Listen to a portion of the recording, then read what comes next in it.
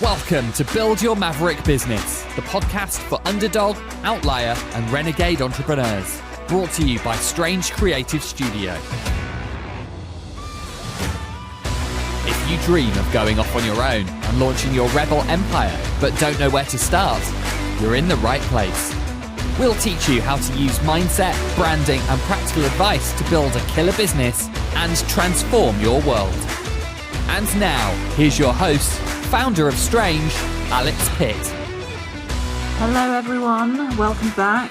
Happy January.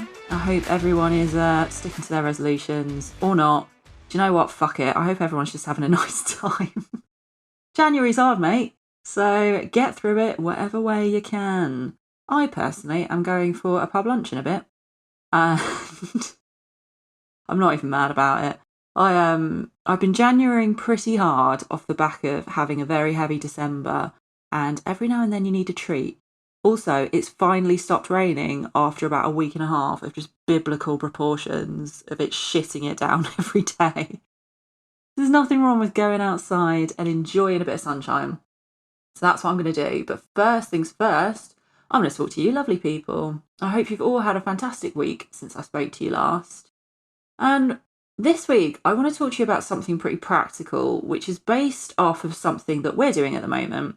We are running some promotions and it's going well. It's going now to the point where I feel confident. We are finding the right people. We've got the right systems in place. Fortunately for me, even though I am not a social media connoisseur, I am surrounded by lots of experts who know exactly what they're doing. So it's all coming together very nicely. And seeing as now things are going very well for us and we've really nailed how we're contacting our audience, how we're speaking to them, and how we're getting in touch with them in the first place, I wanted to just share with you a couple of insights, which when I first started doing this, when I first started looking into how to reach people on social media, I got it so wrong. So wrong. And I think it's so easy to make the same mistakes that I did when I first started. So I just wanted to give you a very kind of simple crash course into the way that you need to nurture an audience. And it isn't the way that I did it in the first place, which is build it and they will come. Create a product, press promote on Instagram, and you'll sell a shit ton of it. No. That's not how it works. So I have learned. So, social media advertising, right? Social media in general. I'll be honest with you all. I am at that age now where I think if I didn't need to use social media for work, I would have binned it off. Honestly, I do not understand TikTok. I saw a video the other day of a woman eating, I'm sure you've seen this, eating a raw fillet of salmon on the back of a bus. What the ever-loving fuck is going on with humanity right now? How is that entertaining? I don't understand why everyone has to dance. Every time they do something, they have to be dancing while they do it, or miming along to a song. I'm so fucking old. I realise it as I'm saying this out loud. It's not for me anymore. No, I was amazed when Facebook became a thing. I'm pretty sure I still have a MySpace profile out there somewhere in the world, right? TikTok is far too loud. It is a sensory overload, does my fucking head in. The one that really, really winds me up is Instagram videos where someone is using a product, say for example, a hair curler, and they curl up a little bit of their hair, and then they do this thing where like the curl will fall out and they'll go, like shock. Oh my God, I can't believe the results. And it's like, sorry, you can't believe that the hair curler curls your fucking hair.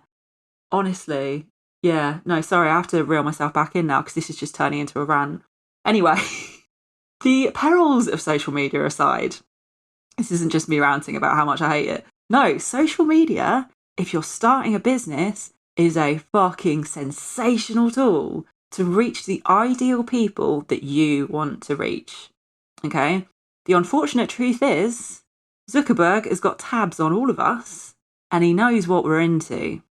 So now instead of having to watch, 3 minutes of adverts for car insurance as a 14-year-old who has not got a license, you get advertised things that you might actually want to buy. Okay, I'm not saying that it's the best thing in the world, data protection and all of that. But actually, it means that things that you might actually potentially be interested in are going to find you a lot easier.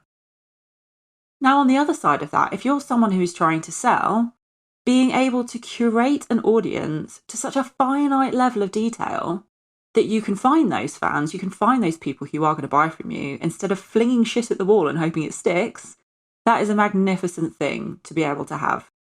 I believe that now is the most wonderful time to be creating a business.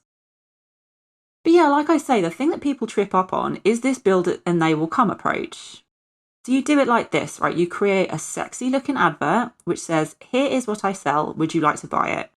If you sell a product, you get some nice cutouts done. You run a carousel and you hope that people are just going to see what you're selling and think, yes, I want that in my life. Right? Here's the thing, buy from me. If you run a service-based business, that can be even more tricky, especially if you are selling high-ticket packages, right? Say, for example, you're a coach and you're selling a £5,000 package. The likelihood that someone is going to see that £5,000 package being advertised and think, yes, fantastic, I want that, not so much going to happen, right? For two reasons. There's two reasons why people really struggle, why there is friction from them seeing an advert of the thing and going to buy it. First of all, like I've mentioned briefly before, people on social media, they're very fickle, right? Everything is high octane, it's quick, it's just a fucking sensory overload, which means that we are very fickle in the way that we consume content on social media. We have zero attention span when we're in that mind-numbing scrolling mode.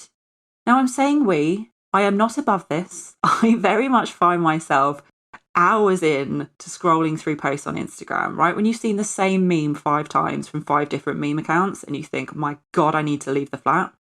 So even if we're interested in a thing that's being advertised to us, even if the algorithm is absolutely spot on and we're really interested in what we're being sold, impulse purchases have to be extremely low investment and the barrier to entry has to be extremely low. Okay, so extremely low investment, it has to be something that is an inconsiderable amount of money for us. Say like, £5, £10, if that is an amount of money that you wouldn't really think about spending. Now, obviously, for some people that varies. For some people, they wouldn't think about spending £100. For some people, £5 to £10 is, the bulk of their food shop for a certain amount of time. So obviously, it matters who you're selling to. It matters who your audience are.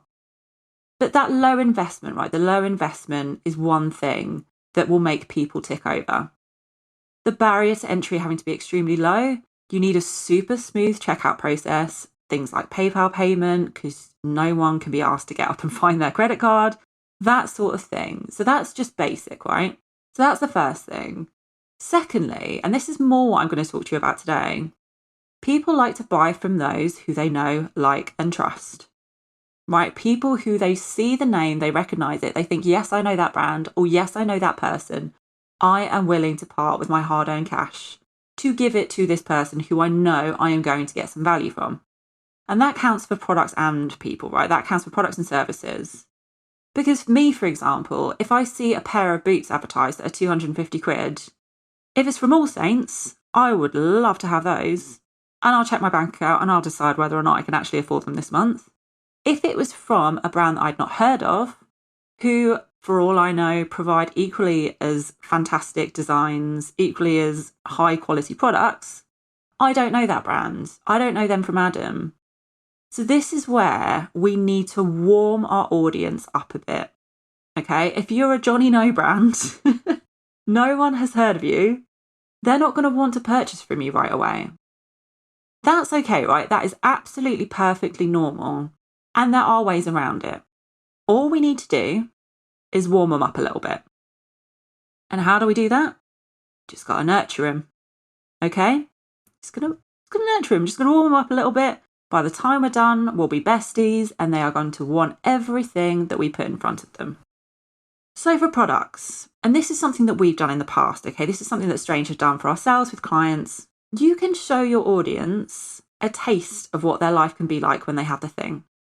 Okay. Now, I don't mean you show them an image of the product that you're selling on a white background, out of context, floating in the void, and you hope that they just translate it into, yes, this is going to benefit me, this is great. What you need to do, think back to the episode of how to sell a transformation.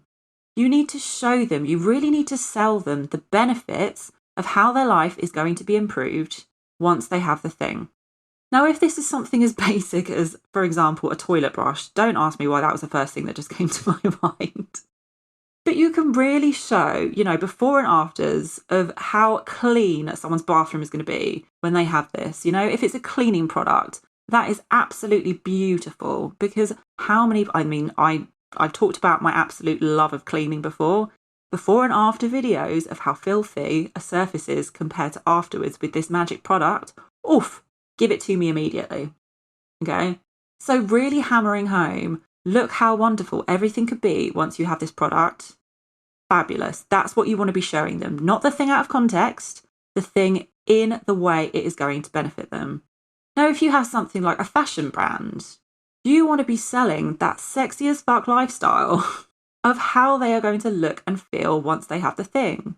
Same goes for home decorations, right? Anything that is providing pleasure rather than removing pain. You just want them to see how wonderful things can be for them once they have the thing, how much their life is going to improve once they bought from you. Now, at this point, you don't need to focus on individual products. You don't need to focus on the actual thing that you're selling. You don't even need to put pricing in there. You just want to put that little seed in their head of, oh my God, this can be so great for me. Oh, I really want to be like these people. Okay? Now, the good thing about social media in this sense is that you can track, if you put up a video, say it's a minute and a half, you can then track who is watching 30 seconds to a minute of that video. Those are your people who are interested. You can see who's clicking links. You can see who's watching it. You hammer home on those people, all right? Those are the ones who are actually interested, who are hooked in by that lifestyle, by that nugget of what you're offering them. That's when you retarget them with offers. You send them that carousel of products. You get them on your mailing list. You warm them up over time. And eventually they're going to want to buy. Okay, now for services, it is essential, right? If you're running a service-based business, it's an essential thing to give away a small freebie that invites your audience to engage with you. All right, now for Strange, the way that we do this is we have a free branding checklist. Okay? It is literally just like a 3-page PDF that says, if you're starting a business, consider these like 10 things for your brand. Now, when I first put this together, we originally did a quiz. We did a quiz and we thought, oh, this will be really engaging. Everybody loves a quiz. Everybody loves to like work out what their archetype is, what their brand archetype is. It didn't actually do very well for us at all. It was too gimmicky. Right, now the free branding checklist worked so well, and we still use the same one in our advertising. We still use the same checklist because people do not understand branding. Right, this is something that I've learned over the years. People do not get what branding is, how it will benefit them, what they need to think about. And this checklist was just such an easy way for them to get the basics. Right, so they wanted it. It was free. All they had to do was put in their email. Now, I know, Strange know, that those people don't understand branding and they need help with it. So those are the kinds of people that we want to speak to, because we know that we can then help them with more things. We can sell them more products. Okay? So there's lots of ways that you can do this, but it's all about quantifying the right people who you want in your audience, you want on your mailing list, you want in your cult. So you can create a 5-day challenge, you can do a quiz, you can create a checklist, a bit of information that will help them to take that one step closer to you, but also offers them so much value that it's going to benefit them in the long run. They will be grateful to you. They will want to hear what else you have to say. Always remember though, you get their email address. So you can then send them a sequence of emails that introduce what you do. Now, the reason that you have to do these little tasters before going in for the hard sell is that it's 1,000,000 times easier to sell to an audience once you've warmed them up a little bit. Once they've experienced you, your brand, your products, seen your name a few times, and familiarise themselves with you, they are going to want to buy from you so much more than Johnny No Brand who pops up on their Instagram feed. Now, the fact is people do need around 5 to 7 interactions with you before they're ready to part with their hard-earned cash. The good thing is, if you're listening to this podcast, I'm going to assume that you're selling some wonderful stuff. So have a think about how you can offer just a little taste of what you're selling. Give it out. Draw in your raving fan base. All right, my darlings, I'm off to lunch. You have a wonderful week, and I'll catch you here next time.